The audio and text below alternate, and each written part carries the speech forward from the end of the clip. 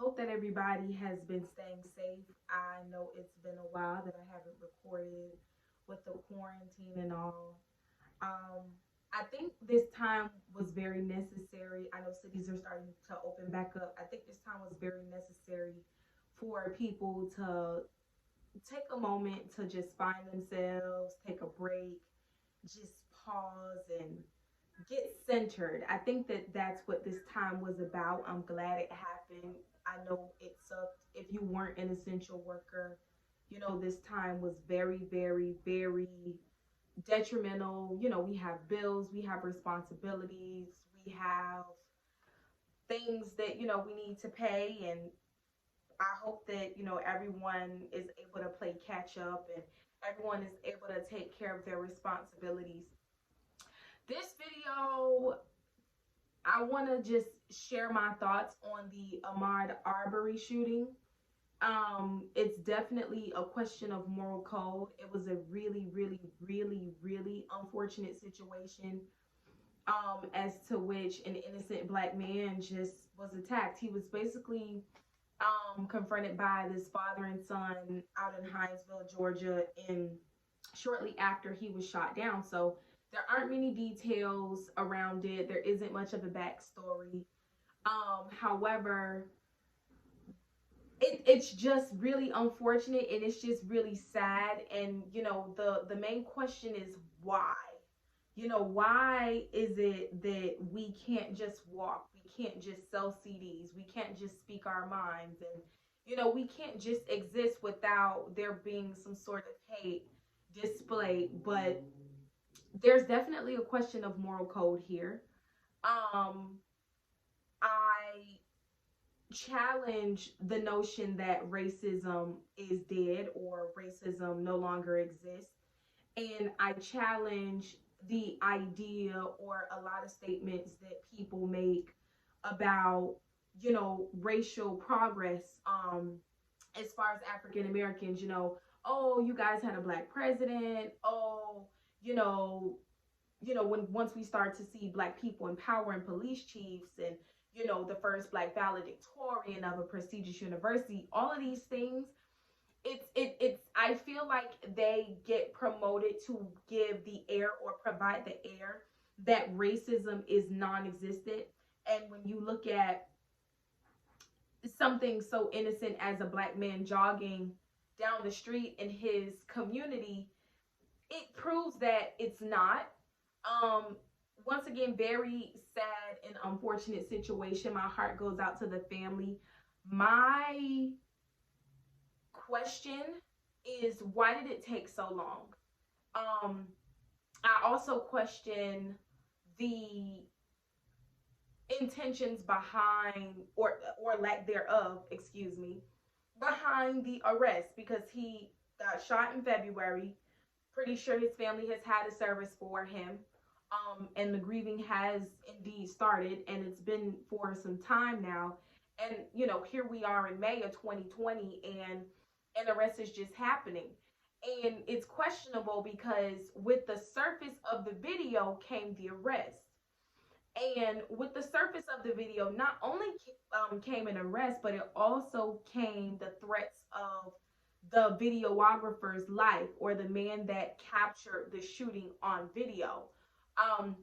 There was actually a full investigation launched, not to figure out what the details were around the shooting, what the motive was, things like that, which, a motive was stated. The father and son both released statements that he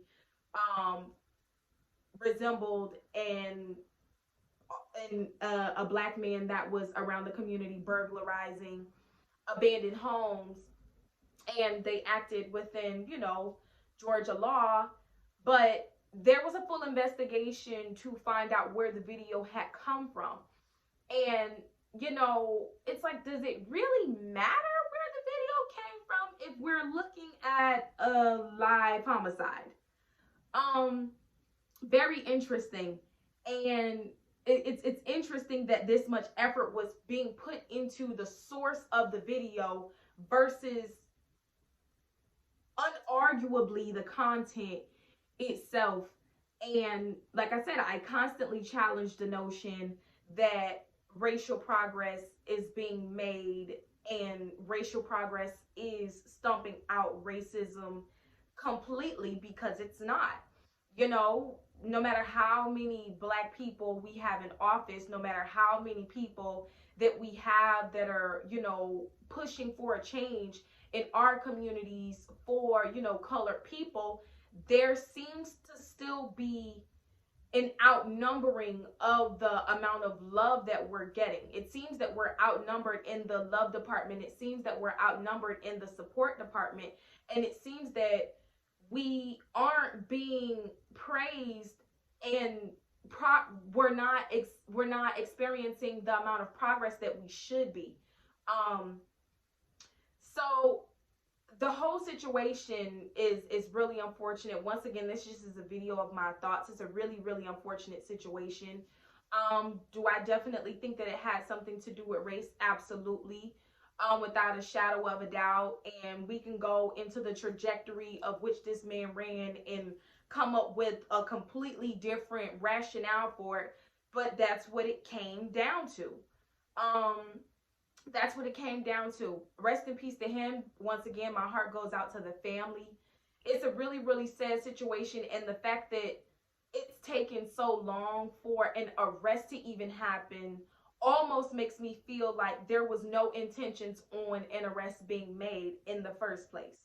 And with that being said, had that been a black father and son, and had this been a white man in his mid to late 20s innocently jogging and wound up dead, especially if it was caught on video, it wouldn't have taken months for an arrest to be made. Those people would have identified, and those two men would be in jail with the rest of the black men that go to jail for even lesser crimes. Um, we need a change, man. We need a change. And justice is, in fairness, the only solution to this type of thing.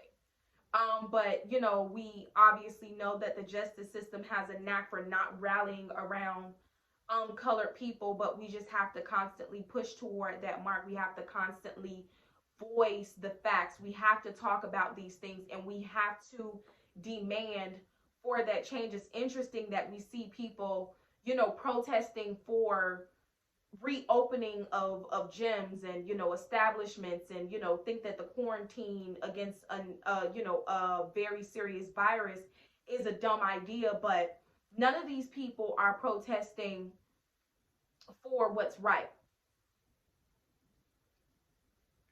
Black, white, brown, doesn't matter. No one's protesting for what's right, not on a large scale like they should be. And if they are, we're not hearing about it to the extent that we should be, which also calls under question what it is that's being put in front of us.